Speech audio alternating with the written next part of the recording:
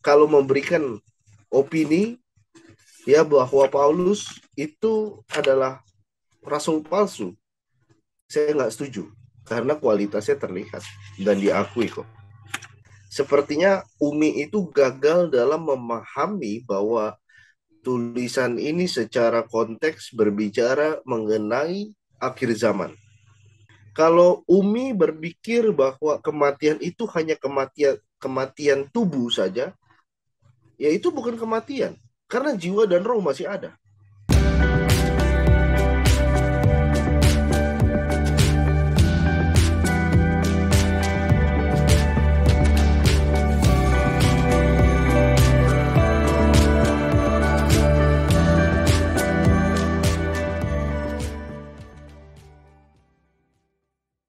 Shalom saudara, berjumpa kembali dalam Bincang Teologiat. Untuk episode hari ini, kami akan berdiskusi sebuah video dari channel YouTube yang bernama Natalia Iriani. Ya, Bapak Ibu Saudara, di dalam video tersebut, Natalia Iriani ini berdiskusi dengan seorang wanita, yaitu yang bernama Uni Rifa. Nah, Bapak Ibu Saudara, hal-hal apa saja yang mereka bahas dalam video tersebut. Hari ini saya akan kembali berdiskusi dengan Gideon. Halo bro. Ya bro, di dalam video tersebut Uniriva banyak membahas tentang Rasul Paulus. Bahkan dia menyebut Rasul Paulus sebagai nabi palsu bro. Di dalam pertanyaan pertama, Uniriva menyatakan bahwa Rasul Paulus merupakan nabi palsu karena suka memberi pendapat dari dirinya sendiri, bukan perintah Tuhan. Ayat yang dia kutip adalah 1 Korintus 7 ayat 25 dan juga 1 Korintus 4 ayat 9. Dan menurut dia ini bertentangan dengan Ulangan 18 ayat 18. Bagaimana bro menanggapi pernyataan tersebut? Silakan bro. Ya, terima kasih bro. Kita harus mengingat di dalam Alkitab bahwa dikatakan Alkitab ini ditulis dengan metode ilham ya dari Allah. Jadi kalau di dalam 2 Timotius 3 ayat 16 jelas sekali, dan kita dapat melihat dari awal mulanya metode penulisan firman Tuhan yang tertulis itu adalah dengan ilham, yang mana itu tidak menghilangkan kualitas karakter, gaya bahasa ya dari para penulis. Sumber topiknya itu dari Allah. Jadi kita harus pahami bahwa di dalam penulisan firman Tuhan pun penulis boleh, tidak dilarang untuk menjelaskan, untuk menambahkan, menjelaskan sesuai dengan apa yang Tuhan berikan, apa yang Tuhan ilhamkan. Nah, jadi penulisan itu pun, penulisan firman Tuhan pun tidak menghilangkan keterlibatan dari para penulis. Namun kita harus mengingat bahwa ilham ini, ya di mana proses penulisan ini itu disertai dengan Roh Kudus, yang di mana maka kita tidak melihat adanya kesalahan-kesalahan di dalam kesalahan-kesalahan esensial di dalam penulisan Alkitab. Ya, jadi kita harus memahami hal itu, bahwa Paulus boleh saja, boleh kok, karena itu ilham, bukan dikte. Kalau kita bilang dikte, itu baru tidak boleh. Karena ini dikatakan ilham ya, boleh. Itu yang pertama. Yang kedua, kita harus bisa melihat salah satu contohnya 2 Petrus 3. 2 Petrus pasal yang ketiga ayat 15 sampai 16, di mana Petrus kasih tahu bahwa Paulus ini diakui oleh para rasul Yesus Kristus yang merupakan saksi hidup dari Yesus Kristus. Dan apa yang dituliskan Paulus itu diilhamkan dan ditulis berdasarkan ilham dan Paulus, karena Paulus kan orang pintar. Namun kekurangannya adalah orang-orang yang tidak memahami kata-kata Paulus itu dapat memutar-mutar balikan apa yang Paulus tuliskan. Maka 2 Petrus 3 ayat 15 sampai 16 itu coba dilihat. Yang kedua, di dalam Kisah Rasul 15 ayat 1 sampai 21, jelas di dalam konsili itu kalau Paulus adalah seorang pembohong, maka saksi hidup Yesus, ya, para rasul seperti Petrus, Yohanes, Matius, itu harusnya itu sudah menyanggah atau berkata atau beropini atau berpendapat bahwa Paulus tidak sesuai dengan ajaran Kristus. Ya, disitulah memang miracle-nya, ya, miracle-nya Paulus menjadi rasul yang diakui, karena tanpa dia diajarkan oleh siapapun, ya, manusia, dia bisa menuliskan tanpa salah apa yang dimaksudkan oleh firman Tuhan. Nah, kalau kita melihat kan zaman sekarang orang banyak baca firman Tuhan aja salah interpretasi gitu kan. Ya, itu Paulus kok bisa nggak salah ya? Gitu. Nah, jadi itulah. Kalau mengatakan, kalau memberikan opini ya bahwa Paulus itu adalah rasul palsu, saya nggak setuju karena kualitasnya terlihat dan diakui kok. Ya, demikian bro. Terima kasih. Ya bro, pertanyaan yang kedua bro. Oniriva kembali menyatakan bahwa Paulus bernubuat dan gagal. Itu terdapat di dalam 1 Korintus 15 ayat 51 sampai ayatnya yang ke-53. Bahwa Paulus menyatakan bahwa dia dan para pengikutnya tidak akan mati. Padahal Paulus sendiri mati di penggal. Dan menurut Uniriva ini kembali bertentangan dengan ulangan 18 ayat 20 sampai ayat 22. Gimana bro menanggapi pernyataan ini bro? Silahkan bro. Iya, thank you bro. Yang pertama, sepertinya Umi itu gagal dalam memahami bahwa tulisan ini secara konteks berbicara mengenai akhir zaman, yang dimana proses memang tidak ada kematian, ya. Kalau Umi berpikir bahwa kematian itu hanya kematian tubuh saja, ya itu bukan kematian, karena jiwa dan roh masih ada, ya. Jadi yang Paulus maksudkan adalah setelah mati tubuh, kita tuh bukan bicara kita mati, kita nggak ada, kita nggak eksis lagi, atau kita langsung eh, menerima kematian kekal di neraka, enggak. Jadi yang Paulus maksudkan adalah orang-orang yang percaya kepada Yesus itu akan mengalami kematian tubuh. Ya. Dan ketika coba belajar untuk di dalam Wahyu tentang bunyi nafiri, ya itu gimana maksudnya? Nah, itu nanti dalam sekejap namanya tubuh itu akan diubah, ya akan diubah. Jadi yang namanya manusia itu tetap nanti masuk surga dan neraka itu dengan tubuh kok. Maksud Paulus seperti itu. Jadi karena manusia itu nggak mungkin itu tanpa tubuh. Yang namanya manusia adalah tubuh, jiwa, dan roh. Jadi di kehidupan kekal itu pun harus dengan tubuh. Maka Paulus bilang bahwa kita mati nih, meninggal. Tubuh kita di mana? Di kuburan. Oke. Di dalam tanah. Oke. Tapi nanti ada saatnya kita akan kembali diubah dalam sekejap dengan tubuh kemuliaan bagi yang percaya. Itu akan hidup bersama dengan Tuhan. Itu yang Paulus maksudkan. Ya memang bukan mati nggak eksis. Paulus nggak bohong kok tentang itu. Paulus tidak bohong. Gitu ya. Jadi kalau yang Anda maksudkan Paulus gagal dan bohong sehingga murid-muridnya mati, maksud Anda berarti kematian hanya kematian tubuh. Bagaimana dengan jiwa dan roh? Kematian untuk jiwa dan roh. Jawabannya ada. Gitu ya. Jadi tolong dipahami bahwa kalau bilang Paulus salah hanya karena kematian tubuh, ya itu bukan penjelasan ayat ini masalahnya.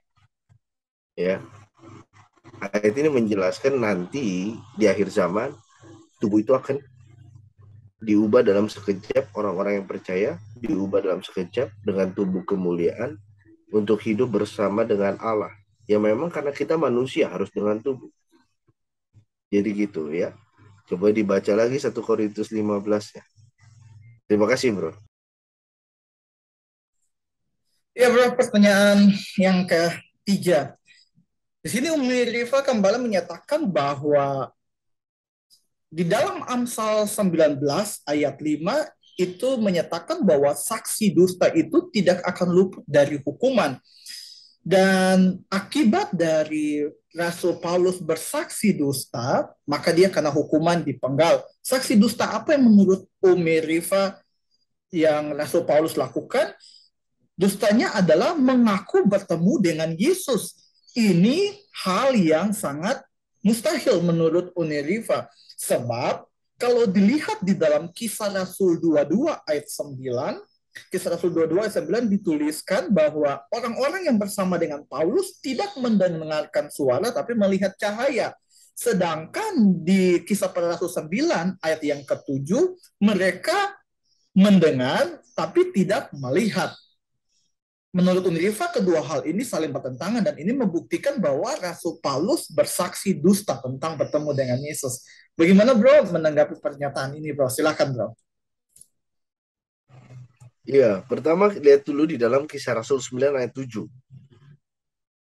Kalau dibandingkan melihat dengan Kisah Rasul 22, loh kok di Kisah Rasul 22 bilangnya enggak melihat?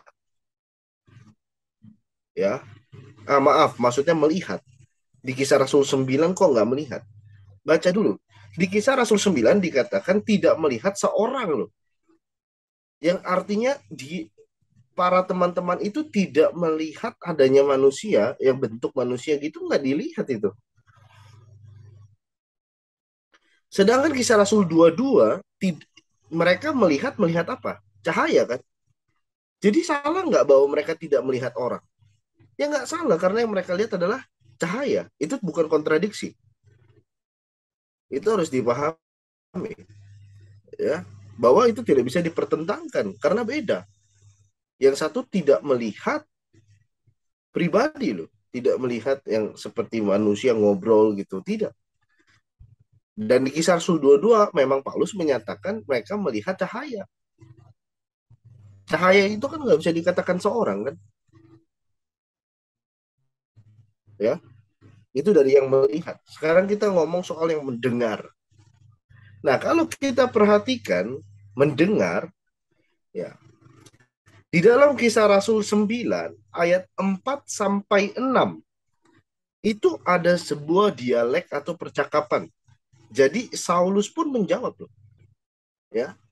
Nah, sekarang saya akan tunjukkan sedikit mengenai bahasa dari suara itu. Ya. Sudah terlihat, Bro? Ya sudah bro, terlihat. Oke. Di dalam Kisah Rasul 22 ayat 9. Maaf. Kisah Rasul 9 dulu ya. Saya akan ubah dulu. Kisah Rasul 9 ayat yang ke-7. Ya. Kita dapat melihat di sini bahwa kata voice itu dituliskan dengan kata phone. Ya, phone. Dan di dalam kata phone ini kita dapat melihat di dalam definition itu ada kata dialek yang artinya percakapan. Nah, kalau kita melihat di Kisah Rasul 9 ayat 4 sampai 6 berarti teman-temannya itu mendengar dialek seperti ada percakapan di situ. Salah nggak? Enggak. Karena Paulus di situ Paulus bicara. Ya, sekali lagi. Phone di sini definisinya kan ada a sound, noise, voice, language, dialek. Nah, pakai definisi yang mana? Nah, ini sesuai dengan konteks. Sesuai dengan konteks ayat-ayat sebelumnya. Jangan dipisahkan. Ayat-ayat sebelumnya, di ayat yang kelima, ya, he said, then who are you, Lord? Ini he said ini, he ini adalah Paulus. Paulus berkata, siapa kamu Tuhan?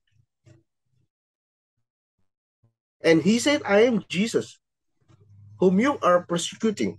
Nah, jadi kalau kita lihat di sini kan ada dialek kan dari ayat 4, ya, Yesus bicara, Saul, Saul, kenapa kamu menganiaya aku? Ayat 5, Paulus menjawab.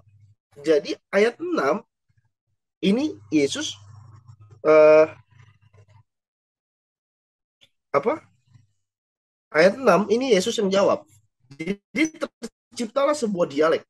Maka di dalam Kisah Rasul 9 ayat 7, teman-teman itu mendengar ada sebuah dialek, ada sebuah percakapan. Nah, salah nggak itu? Tidak ya. Seperti eh, seperti contohnya. Jadi harap dimengerti bahwa Kisah Rasul 9 itu adalah sebuah dialek. Karena atasnya itu percakapan. Jangan diartikan ini. Sedangkan di dalam Kisah Rasul 22, ya, tadi Kisah Rasul 22 ayat berapa, bro? Ayat 9, bro. Oke, kita melihat sekarang Kisah Rasul 22 ayat 9. Ya, dikatakan dan mereka yang menyertai aku memang melihat cahaya, bukan lihat orang ya. Jadi lihat itu udah gak masalah sekarang. Tetapi suara dia yang berkata kepadaku tidak mereka dengar. Perhatikan, Kisah Rasul 22, Kisah Rasul 22 ayat yang ke-9. Kalau tadi kan dialek. Nah, kalau ini juga voice-nya ditulis dengan phone sama. Tapi ada a sound, ada noise, ada voice. Jadi di sini Kisah Rasul 22, ya, kita dapat melihat bahwa yang dimaksudkan oleh Paulus ada kata to, ada kata to, ya. Jadi habis kata ekousan itu kata to yang dituliskan dengan of the one speaking to me. Jadi yang dimaksudkan yang dimaksud eh, yang dimaksudkan, maaf tadi saya belum share screen ya. Aduh. Oke, saya akan Belum. share screen lagi. Coba. Iya. Nah, jadi ini Kisah Rasul 22 ayat 9 ya. Ini kan ada kata of the one, sudah lihat belum? Iya. Ya. Ini yang kata TOU, to, ya. Kata to ini, of the one. Nah, jadi saya nggak bohong. Jadi kalau di Kisah Rasul 22 ayat 9, ini secara jelas bahwa mereka tidak mendengar suara dari Yesus. Di Kisah Rasul 9 tidak ada of the one. Jadi mereka mendengar dialek. Dia mendengar Paulus seperti bercakap. Kisah Rasul 22 itu secara spesifik bahwa mereka tidak mendengar suara Yesus Kristus. Di Kisah Rasul 9 nggak dikatakan loh mereka mendengar suara Yesus Kristus. Tapi mereka mendengar dialek. Karena apa? Karena di Kisah Rasul 9 tidak ada spesifikasi of the one. Ya, jadi saya tutup. Nah, jadi sampai sini kita harus dalam membaca itu lihat, jangan mengabaikan ayat. Ya, di situ jelas ada petunjuk, ada kata-kata yang jelas tertulis. Kalau udah bicara of the one di Kisah Rasul 22, itu bicara suara Yesus. Suara Yesus memang mereka tidak dengar. Tapi kalau di Kisah Rasul 9, itu tidak ada bicara suara Yesus. Tapi itu bicara soal dialek. Karena ayat 4 sampai ayat 6 ya. Ya, jadi mereka dengar Paulus seperti bercakap. Tapi nggak ada di situ bilang dengar suara Yesus. Ya, jadi beda. Kisah Rasul 22 dengan Kisah Rasul 9 itu beda. Jangan dimainkan karena sudah ada katanya yang jelas itu of the one tadi. Demikian, Bro.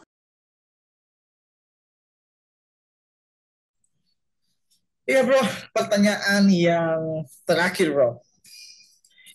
Di dalam Galatia 2 ayat 9 dikatakan bahwa Paulus diutus untuk non-Yahudi. Sedangkan di Kisah Para Rasul 9 ayat 15 diutus untuk bangsa Israel. Menurut Unirifa, kembali ini pengakuan yang kontradiksi. Gimana menurut bro? Ya, terima kasih, Bro. Surat Galatia adalah surat di mana dari seorang bapak pendiri gereja Paulus kepada jemaat. Jadi kalau bicara di dalam surat itu pasti bicara soal mengenai kegerejaan. Sekali lagi, di Kisah Rasul 9 ayat 15, pengutusan itu tentang pengabaran nama Yesus, bukan soal gereja. Contoh misalkan, kalau ustadz ceramah, berdakwah, ya, berdakwah, apakah harus di masjid aja? Tidak. Di luar masjid itu, di rumah pun juga dia bisa berdakwah untuk keluarganya. Jadi pahamin, ada perbedaan kalau dia berada di dalam masjid itu sebagai delegasi, sebagai tugasnya dia, sebagai ustadz untuk ceramah. Tapi kalau di rumah, itu kan bukan tugasnya. Gitu ya. Jadi sama, kalau kita bilang surat Galatia, baca dari Galatia 1. Nah, itu dibaca. Itu bicara soal kegerejaan. Paulus sebagai bapak gereja dari Galatia. Sedangkan di dalam Kisah Rasul 9 itu memberitakan nama Yesus kepada siapapun. Tapi betul kalau hanya bicara bapak gereja, ya Paulus memang menjadi bapak gereja kepada daerah-daerah non-Israel. Korintus, Galatia, Efesus, Filipi, Kolose. Ya. Itu kan semua daerah non-Yahudi. Gitu ya. Jadi bertentangan nggak? Enggak. Karena Kisah Rasul 9 ini hanya bicara soal pengabaran nama Yesus. Gitu ya. Kalau di Galatia bicara soal kegerejaan. Gitu. Jadi memang untuk struktur gereja daripada jemaat-jemaat ya di situ, yaitu Paulus memang mendirikan gereja kepada orang-orang non-Yahudi. Kecenderungannya memang kepada non-Yahudi kalau bicara soal gereja. Tapi kalau bicara soal memberitakan nama Yesus, ya kepada semua orang. Nggak dibatasi. Ada waktu di mana Paulus berada di Yerusalem. Masa dia nggak boleh memberitakan nama Yesus di Yerusalem? Dia harus sholat tip mulutnya gitu. Kan enggak. Tapi kalau bicara dia pas di Yerusalem, dia ditanya sama orang, kamu sebagai melayani di mana? Gitu ya. Kamu bapak gereja di mana? Bapak gereja untuk orang non-Yahudi. Jadi kan nggak masalah dong. Jangan dibentrok-bentrokin gitu. Harus pahamin bahwa sifat surat itu adalah sifat yang namanya eklesiologi, kegerejaan. Demikian, bro. Ya bro, thank you bro sudah menjawab setiap pertanyaan pada hari ini dan seperti biasa sebelum kita mengakhiri perbincangan hari ini ada yang mau bro sampaikan untuk setiap orang yang menonton video ini silakan bro. Ya, permasalahan yang sering sekali ditemukan oleh orang-orang yang Alkitab memiliki sebuah kontradiksi, itu kekurangannya adalah mereka tidak membaca dengan teliti dari sudut pandang penulis, dari makna yang ingin penulis sampaikan itu apa. ya. Dan akhirnya orang merasa bahwa Alkitab ini membingungkan, seperti kelihatannya kontradiksi. Padahal ada kata-kata yang jelas di situ yang bisa menjadi acuan. Tapi itu nggak dilihat. Karena kata-kata sederhana biasa tidak dianggap penting. Padahal kalau kita lihat di dalam 2 Timotius 3 ayat 16 dikatakan seluruh tulisan. Nah, seluruh loh. Berarti kita nggak boleh anggap remeh kata-kata yang sederhana, kata-kata penghubung, ya, kata-kata yang menunjukkan spesifik, kepemilikan, dan sebagainya. Itu tidak boleh diremehkan. Karena itu menjadi pengarah bagi kita untuk melihat tulisan itu lebih detail lagi. Ya, jadi pesan saya itu aja sih. Gitu. Maka membaca Alkitab itu jangan cepat-cepat atau jangan kejar target. Wah, saya tahun ini saya baca Alkitab harus habis satu Alkitab. Jangan kejar target seperti itu karena itu akan membuat Anda membaca Alkitab tidak teliti. Ya. Demikian, Bro. Ya, terima kasih bro. Dan untuk setiap Bapak Ibu Saudara, kalau Bapak Ibu Saudara diberkati dengan video ini, jangan lupa untuk share kepada setiap orang yang Bapak Ibu kenal supaya semakin banyak orang bisa belajar kebenaran firman Tuhan, dan juga jangan lupa subscribe. Sampai ketemu di video selanjutnya. Tuhan Yesus memberkati.